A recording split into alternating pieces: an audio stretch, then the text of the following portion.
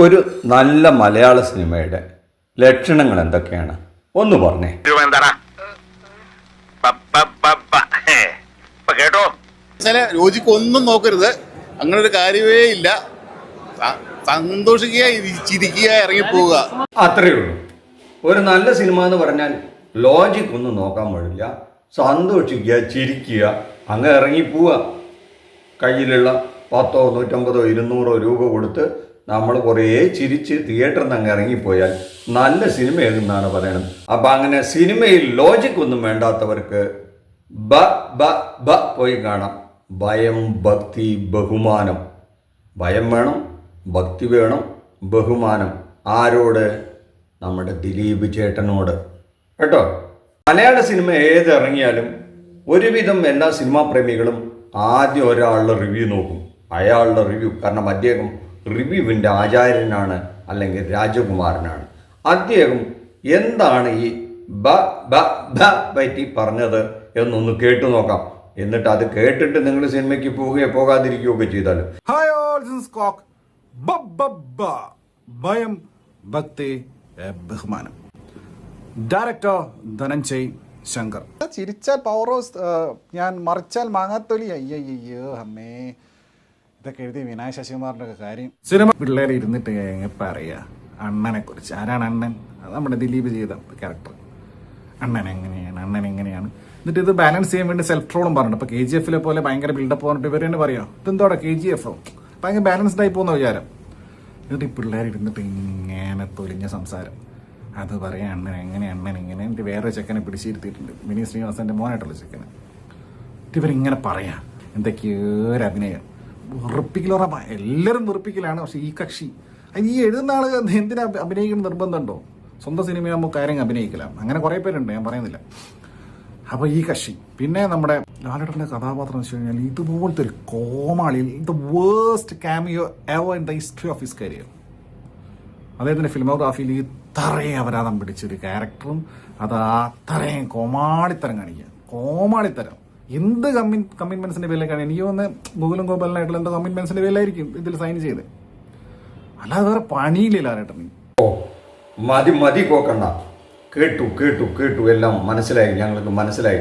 കോക്കണ്ണന് തീരെ പിടിച്ചിട്ടില്ല. ലാലേട്ടൻ പോലും മഹാ കോമാളിത്തരാണ് കാണിച്ചിരിക്കുന്നത് എന്ന രീതിയിൽ പറഞ്ഞു വെച്ചാൽ പിന്നെ ബാക്കിയൊക്കെ എന്നാൽ നമുക്ക് ഈ തിയേറ്ററിൽ നിന്നുള്ള ചില റെസ്പോൺസ് ഒന്നും അങ്ങനെയല്ല കേട്ടോ. ഭയങ്കരം തൂക്കി അടിച്ചു അഴിഞ്ഞാടുകയാണ്. മോഹൻലാൽ അഴിഞ്ഞാടുകയാണ്. സെക്കൻഡ് കോഫിലൊക്കെ ബഹുദൂരം തൂക്കി അഴിഞ്ഞാട്ടം. പുള്ളിയുടെ പൂന്ത് വിളയാട്ടം എം ദിലീപേട്ടൻ, നമ്മുടെ റൺവേ സീഡിമോസ് എല്ലാം ഓർമ്മ വരും. ഇതുവരെ നല്ല എന്റർടൈനർ.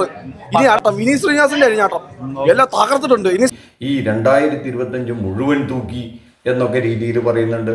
കണ്ടുകൊണ്ടിരിക്കുക എന്ന് പറയുന്നുണ്ട്. പക്ഷെ എല്ലാവരും പൊതുവായ ഒരു കാര്യം പറയുന്നത്, ലോജിക്ക് ഒന്നും നോക്കരുത്.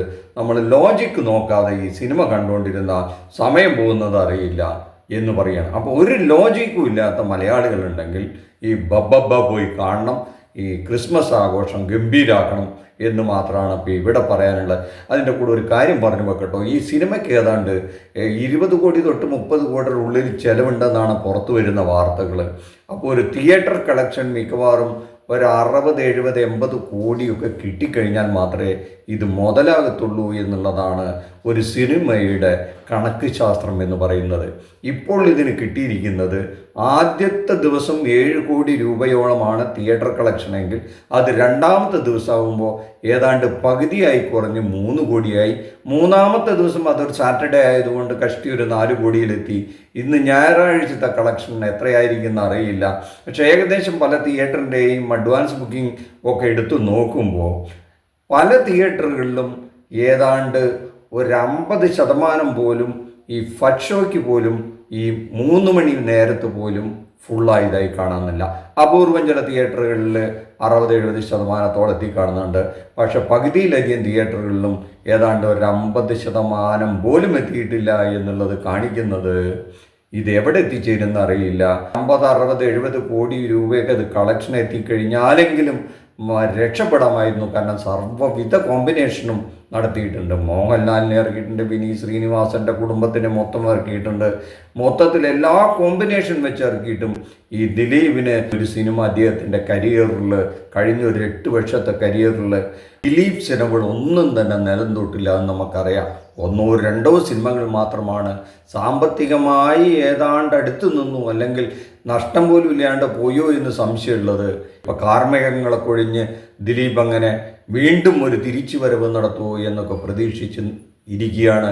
അവിടെ ഈ ബബ്ബ ബബ്ബ അങ്ങനെയായി തിലകൻ പറയുന്ന ബബ്ബ ബബ്ബയാകുമോ എന്നുള്ളത് നമുക്ക് ഈ ക്രിസ്മസ് അവധി കഴിയുമ്പോൾ ഏതാണ്ട് ഒരു തീരുമാനമാകും.